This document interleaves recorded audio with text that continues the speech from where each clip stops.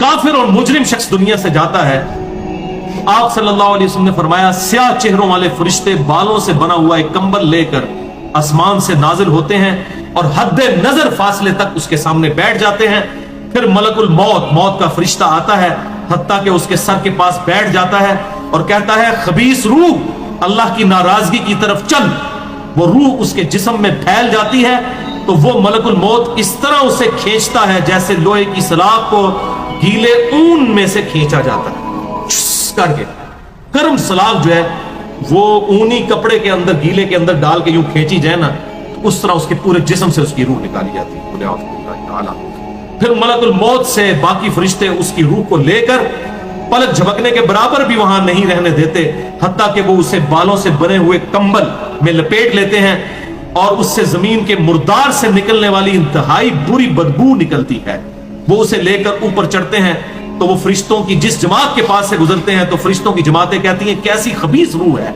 वो कहते हैं ये फलां बिन फलां की रूह है और वो उसकी दुनिया का इंतहाई कभी नाम लेकर बताते हैं, हत्ता कि उसे आसमानी दुनिया तक ले जाया जाता है। उसके लिए दरवाजे खोलने के लिए दरखास्त की जाती है तो आसमान के दरवाजे उसके लिए नहीं खोले जाते। फिर रसूलुल्लाह सल्लल्लाहु अलैहि वसल्लम ने सूरतुल अराफ की आयत पढ़ी कि उनके लिए आसमानों के दरवाजे नहीं खोले जाएंगे, वो जन्नत में दाखिल भी नहीं होंगे हत्ता कि ऊंट सुई के सुराग से गुजर जाए। ये सूरतुल अराफ की आयत आप सल्लल्लाहु अलैहि वसल्लम ने पढ़ी। फिर आप सल्लल्लाहु अलैहि वसल्लम ने फरमाया कि अल्लाह ताला फरमाता है इसकी किताब को सबसे निचली जमीन में सिज्जीन में लिख दो। फिर इसकी रूह को शिद्दत के साथ पट खा जाता है। फिर आप सल्लल्लाहु अलैहि वसल्लम ने ये आयत तिलावत फरमाई सूरह अल हज की, जो शख्स अल्लाह के साथ शिर्क करता है गोया वो आसमान से गिर पड़ा तो अब परिंदे उसे उचक कर ले जाएं या किसी दूर जगह पर फेंक दें। फिर उसकी रूह उसके जिस्म में लौटा दी जाती है और दो फरिश्ते उसके पास आकर उससे पूछते हैं तेरा रब कौन। अब इससे भी सवाल होता है, वो हैरत ज़दा होकर कहता है हाय अफसोस मैं नहीं जानता मैं नहीं जानता। फिर पूछते हैं तेरा दीन क्या है, वो फिर हैरत ज़दा होकर कहता है हाय अफसोस मैं नहीं जानता मैं नहीं जानता।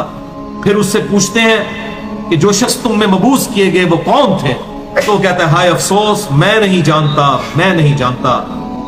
फिर आसमान से आवाज आती है इसने झूठ बोला, इसके लिए जहन्नम का बिछौना बिछा दो।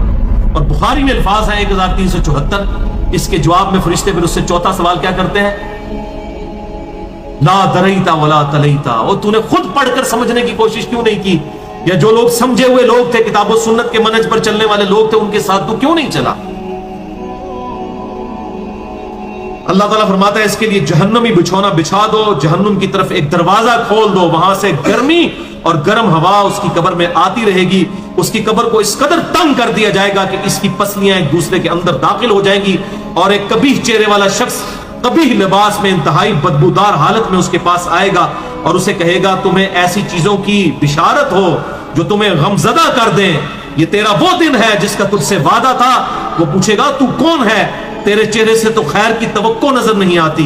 वो जवाब देगा मैं तेरा खबीस अमल हूं जो तू दुनिया में किया करता था। बात अमल के साथ ही है, सिर्फ कलमा पढ़ना काफी नहीं है, अमल।